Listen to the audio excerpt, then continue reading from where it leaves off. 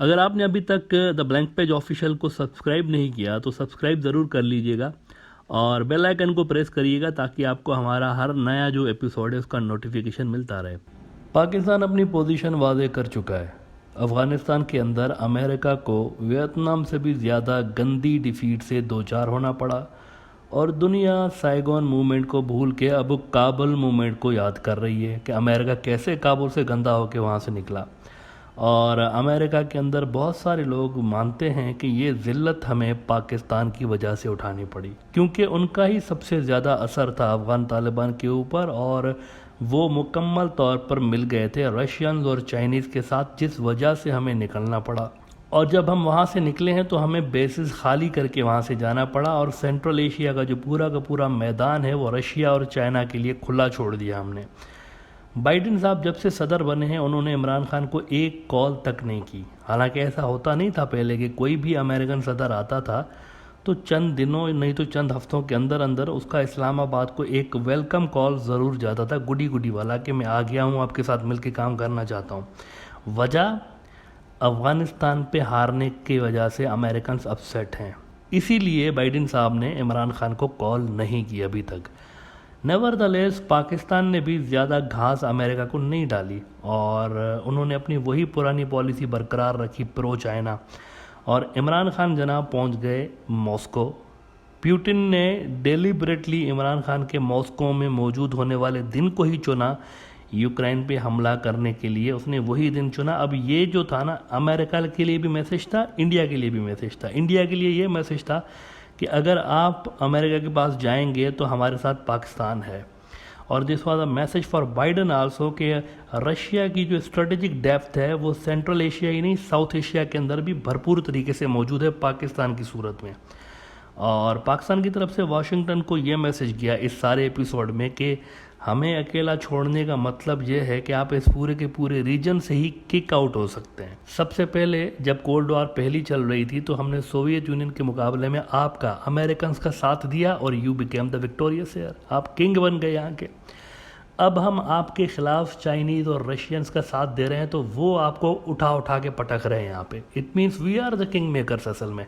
तो इस्लामाबाद ने वाशिंगटन को बेसिकली ये पैगाम दिया है मॉस्को के अंदर जाके। अच्छा, अब हो सकता है कि मज़ीद सैंक्शंस इसके बाद पाकिस्तान के ऊपर लगें, बल्कि ऑलरेडी ये न्यूज़ सुनाई दे रही है कि एक पाकिस्तान की कोई बैंक है उसके ऊपर 4-5 करोड़ डॉलर के सैंक्शंस अमेरिकन ने लगाए हैं, लेकिन इट वॉन्ट वर्क, ये काम नहीं करेगा, इससे कोई ज़्यादा फ़र्क पड़ेगा नहीं। देखें FATF की ग्रे लिस्ट में पाकिस्तान को काफ़ी टाइम से बिला वजह डाल के अमेरिका ने देख लिया, लेकिन उससे क्या हुआ, पाकिस्तान मज़ीद चाइना के करीब हो गया। तो इसीलिए ये जो चीज़ें हैं ना, सैंक्शंस और ये ज़्यादा आज के दौर में असरअंदाज होंगी नहीं पाकिस्तान की डिसीजन मेकिंग पे। अलबत्ता जिस साउथ एशिया में अपनी डेप्थ प्यूटिन वाशिंगटन को दिखाता रहा इमरान खान को बुला के, वहाँ पर दो बड़े मुल्क ऐसे हैं जिनके लिए मसला पैदा होने वाला है। साउथ एशिया के दो बड़े मुल्क हैं, इनको रशिया चाइना और अमेरिका वेस्ट दोनों ग्रुप्स में से किसी एक की साइड लेनी पड़ेगी प्रैक्टिकली। इस मामले में इन दोनों मुल्कों की पॉलिसी तकरीबन एक रही है, love for all malice for none. लेकिन अब प्रैक्टिकली साइड लेनी पड़ेगी, ज़बरदस्ती साइड लेनी पड़ेगी, क्योंकि यूनाइटेड नेशंस का रेजोल्यूशन अमेरिका लाने वाला है। यूक्रेन के जो अंदर जो कुछ भी हो रहा है, UN का रेजोल्यूशन अमेरिका लाने वाला है और उसमें मोस्ट प्रोबेबली वो रशिया को कंडेम भी करेंगे और हो सकता है सैंक्शंस वगैरह का भी वो ऐलान करे वहाँ पर। पाकिस्तान और चाइना रूस के हक़ में वोट देने वाले हैं उसमें, और ईरान भी हो सकता है कि उसके हक़ में हो। लेकिन बांग्लादेश और इंडिया के लिए तब फैसला करना बाकी होगा, वहाँ उनकी पोजीशन अभी तक सामने उस तरह से नहीं आई। बांग्लादेश अभी तक सिचुएशन को देख रहा है, एनालाइज कर रहा है कि क्या करना है, कैसे करना है। इस लेवल की आजमाइश में वो कभी तक नहीं पड़े।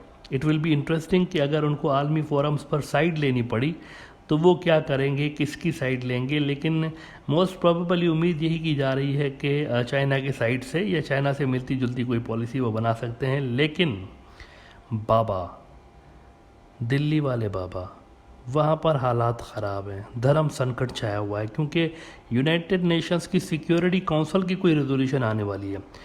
तो वो डिसाइड नहीं कर पा रहे दिल्ली वाले कि करें तो करें क्या। अमेरिका पहले ही कह चुका है कि हमें उम्मीद है इंडिया हमारे साथ होगा यूक्रेन के मामले में, क्योंकि इंडिया ने हमें कमिटमेंट दी हुई है कि हम जो है वो रूल बेस्ड वर्ल्ड ऑर्डर के हक़ में हैं। यानी अमेरिकन वर्ल्ड ऑर्डर के हक में है। और ब्रॉडर व्यू में 6-7 रोज़ पहले ही, यही तो ब्रॉडर व्यू की खुसूसियत है कि हम आपको पहले ही चीज़ बता देते हैं कि ये होने जा रहा है। 6-7 रोज़ पहले ही एपिसोड नंबर 810 में ये सवाल हमने क्लियरली उठाया था कि अमेरिका ने तो ये कह दिया ना कि इंडिया हमारे साथ होगा, लेकिन तब क्या होगा जब रूस भी आगे से यही बात कहेगा कि हमें उम्मीद है कि इंडिया हमारे साथ होगा, इंडिया फिर किधर जाएगा? ये हमने सवाल पूछा था। अच्छा, इंडिया का एक बहुत बड़ा न्यूज़ आउटलेट है द ट्रिब्यून, ये लिख रहे हैं कि US hopes India will be ally in case of Ukraine invasion. अब ये एक बहुत बड़ी न्यूज़ है वैसे देखा जाए तो। इस न्यूज़ के अंदर इंडिया के अगले 3-4 डेकेड्स का मुस्तकबिल छुपा हुआ है। अब ये वो बात है जिस पे इंडिया ने ना तो हाँ करने की इंडिया पोजीशन में है, ना वो ना कर सकते हैं। अमेरिका ने जो बात की है ना कि आप हमारे साथ रहेंगे, हमें उम्मीद है, इस पे ना वो हाँ कर सकते हैं ना कर सकते हैं, इस पोजीशन में नहीं है। और सिचुएशन तब मजीद इंडिया के लिए डेंजरस हो जानी है अगर ऐसे में रशिया से भी इस तरह की डिमांड आ जाए कि we hope India will be our ally in case of Ukraine invasion. अगर वो भी इस तरह कहते हैं तो क्या होगा? इंडिया किधर खड़ा होगा फिर?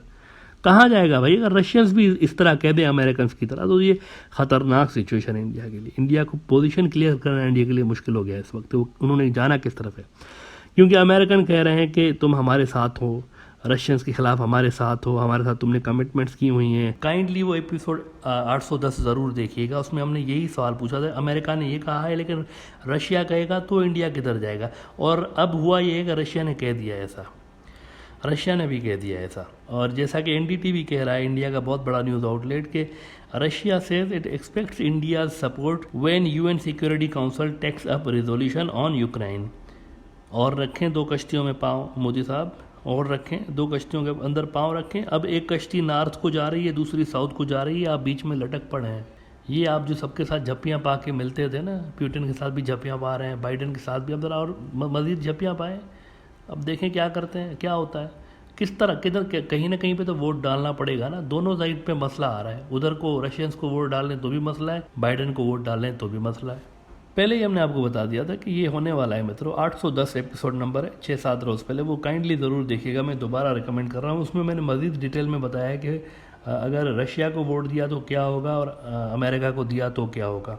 मोदी जी इंडिया को बेसिकली बंद गली में लेकर आ गए हैं। वी टोल्ड यू दिस महाशय had no experience of foreign relations. ये गली मोहल्ले की सियासत करके, छोटे दंगे फसाद वाली सियासत जो छोटी मोटी गली मोहल्ले की नहीं होती, स्ट्रीट पॉलिटिक्स करके ये सीएम बने।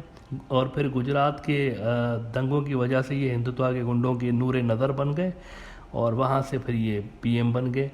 दुनिया में क्या हो रहा है, डिप्लोमेसी क्या होती है, he had absolutely no idea. इनकी कोई फॉर्मल एजुकेशन भी नहीं है, ये भी इंटरेस्टिंग बात है। लेकिन नॉर्थ इंडिया की बनिया एलीट इसको लेके आ गई, उन्होंने अपने फ़ायदे के लिए इनको लेकर आ गए। जब से आए हैं तो गुजरात और नॉर्थ इंडिया के चंद सेठ अमीर से अमीर होते जा रहे हैं। हर साल अरबों डॉलर उनकी वेल्थ में इजाफा होता जा रहा है। रोज़ाना खबरें आती हैं कि आज जो फलां सेठ है उसकी वेल्थ इतनी बढ़ गई, एशिया का सबसे बड़ा अमीर हो गया, फिर कभी दूसरा उसको ओवरटेक कर लेता है। एक ही गुजराती, ये सारे का सारा एक ही गैंग है।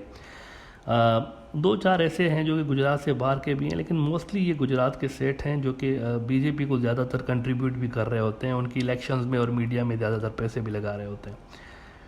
लेकिन उधर से इंडिया इस सारे अरसे के दौरान ग्लोबल हंगर इंडेक्स में और पावर्टी में नीचे से नीचे होता जा रहा है। अभी भी जो last year global hunger index का रिपोर्ट आई है, उसमें इंडिया का जो स्कोर है वो बांग्लादेश, पाकिस्तान इन सबसे नीचे है। हालांकि इसी अरसे के दौरान ये जो बनिए हैं जिनकी हम बात कर रहे हैं, इनकी वेल्थ अरबों डॉलर में बढ़ी है। और एक ने तो कमाल ही कर दिया है, इतना एशिया के अंदर कोई अमीर नहीं हुआ 1 साल में जितना वो शख्सियत बन गए हैं। बहरहाल इधर से यूएस ने धमकियां लगा दी हैं कि आपने हमारे साथ आना है। जर्मनी और फ्रांस ने भी यही कह दिया है कि मित्रों होशियार, खबरदार, आपने हमारे साइड रहना है।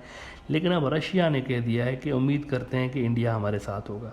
जादू की झप्पी वाली डिप्लोमेसी आजकल वैसे नज़र नहीं आ रही मोदी साहब की, ये बात नोट करें। जादू की झप्पी नहीं दे रहे आजकल। अगर डिप्लोमेटिक नॉर्म्स तोड़ के ज़बरदस्ती आलमी लीडरों के गले पड़ना, उनके गले में बाहें डालना ही डिप्लोमेसी है इंडिया के अंदर, तो भाईजान वहाँ पे बहुत सारे साधु संत मौजूद हैं जो कि गले मिल के आशीर्वाद देते हैं। उनको बिठा दें पीएम की कुर्सी पे, वो सबके साथ गले मिलते रहेंगे। अब देखें, प्रोबेबली 2 ही चीज़ें होंगी। अब यहाँ से आगे क्या होगा, ये 6-7 रोज़ पहले हमने जो बात की वो हो गई। अब यहाँ से आगे क्या होगा ये मैं आपको बताने जा रहा हूँ। या तो इंडिया एब्सेंट हो जाएगा, अगर यूनाइटेड नेशन सिक्योरिटी काउंसिल की रेजोल्यूशन पर वोटिंग होती है ना, इंडिया एब्सेंट हो जाएगा, पतली गली से कट लेगा वहाँ से। अच्छा, उस सूरत में भी वैसे अमेरिका और वेस्ट इंडिया के खिलाफ हो जाएंगे। वो समझेंगे कि इंडिया ने हमें धोखा दिया है। वो एक्सपेक्ट कर रहे हैं कि इंडिया रूस के खिलाफ वोट देगा अगर रिजोल्यूशन आती है तो एक तो ये सूरत है, इंडिया एब्सेंट हो जाएगा। दूसरी ये सूरत है कि वो रूस के खिलाफ वेस्ट और यूएस की रिजोल्यूशन को सपोर्ट करेगा।